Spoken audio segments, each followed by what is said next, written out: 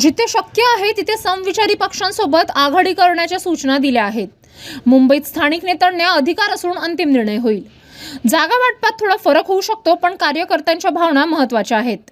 नाही, जिथे शक्य आहे तिथे करा असा आमचा आदेश आहे। आम्हाला समविचारी पक्ष जे आहेत, जे आयडियोलॉजीला मॅच होतात, अशा पक्षाबरोबर आघाडी करणं हे आम्ही सूचना दिलेल्या आहे। भारतीय जनता पक्षाबरोबर हातमिळवणी केलेले पक्ष सोडून इतर कोणत्याही पक्षाशी युती करायला स्थानिक स्तरावर अधिकार आहे आणि मुंबईला सुद्धा तो अधिकार मुंबईच्या सगळ्या नेत्यांना आहे। त्यामुळे मला वाटतं की त्यांच्या चर्चा सुरू आहेत आज संध्याकाळपर्यंत किंवा उशिरापर्यंत। यावर काय तो अंतिम निर्णय होईल आणि उद्या आणि परवा 2 दिवस नॉमिनेशनला शिल्लक आहेत।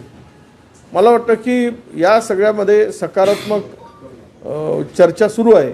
ठीक आहे, जागा वाटपामध्ये आकडेवारीमध्ये इकडे तिकडे काय होऊ शकेल, पण कार्यकर्त्यांच्या भावना लक्षात घेऊन प्रत्येकाने 2 पावलं मागे जाऊन आपण त्या भावनांचा आदर केला पाहिजे असं मला वाटतं। 60 जागा देणं शक्य आहे का पण वंचितला मुंबईमध्ये? नाही, आता ते कोणत्या जागेवर दावा केला मी त्या प्रक्रियेमध्ये नाही आहे।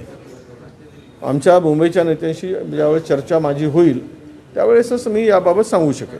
दुसऱ्यांच्या घरात काय सुरू आहे यावर बोलणं योग्य नाही, मात्र चर्चा पुढे गेल्याचं ऐकलं आहे।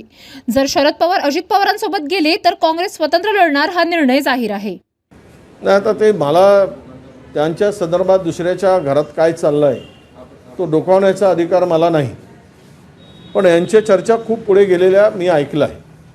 दोनही राष्ट्रवादींच्या, त्यावरून घड्याळावरून लढा की मग ते तुतारीवरून लढा वगैरे त्यांचा तो विषय होता।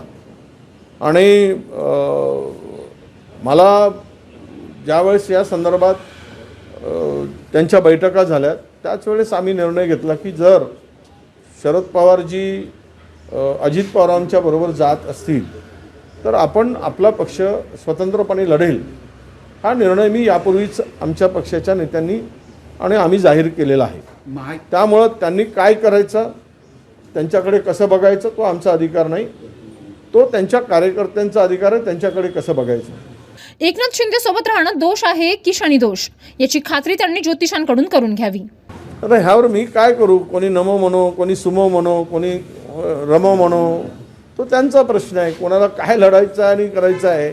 पण एक आहे की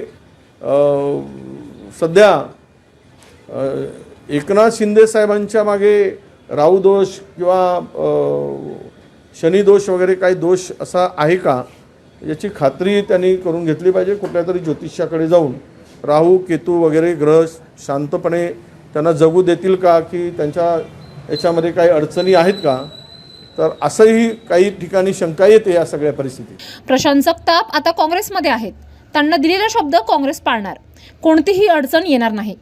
नाही, आम्ही कुठे शरद पवार साहेबांचे त्या जागा आमच्या आता प्रशांत जगताप काँग्रेसमध्ये आहेत। काँग्रेस आम्ही त्यांना शब्द दिला आहे आणि तो आम्ही शब्द पूर्ण करू। आवश्यकता पडली तर तिकडे द्यायचं नाही द्यायचं तो त्यांचा पक्ष आहे, पण आम्हाला द्यायचा आहे तो आमचा अधिकार आहे। त्यामुळे मला नाही वाटत की काही अडचणी येतील। आवश्यकता पडली तर आम्ही पुन्हा चर्चा करू, पण पवार साहेबांच्या बरोबर राष्ट्रवादीच्या दोन्ही घड्याळ आणि तुतारी एकत्र जर जात असतील मग त्यांना विचारण्याचा अधिकार कुठे आहे आम्हाला, किंवा आम्हाला विचारण्याचा अधिकार त्यांना कुठे आहे? योगी आदित्यनाथ प्रचारावर टीका, स्थानिक निवडणुकीसाठी बाहेरच्या मुख्यमंत्र्यांची गरज लागते हे सरकारचं अपयश आहे। भाजपचं राजकारण ध्रुवीकरणावर चालतं, ते अपयशी ठरल्यावर निवडणूक आयोगाचा वापर करतात। बरोबर आहे ना, स्थानिक निवडणुकामध्ये जर त्या योगींची आवश्यकता आहे आणि गरज आहे तर मग ह्यांचं अपयश आहे।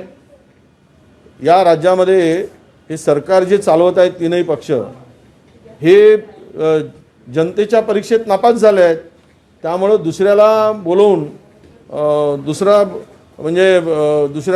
राज्याच्या मुख्यमंत्र्यांना बोलवून मदत घ्यावी लागते पास होण्यासाठी, हा त्याचा अर्थ आहे।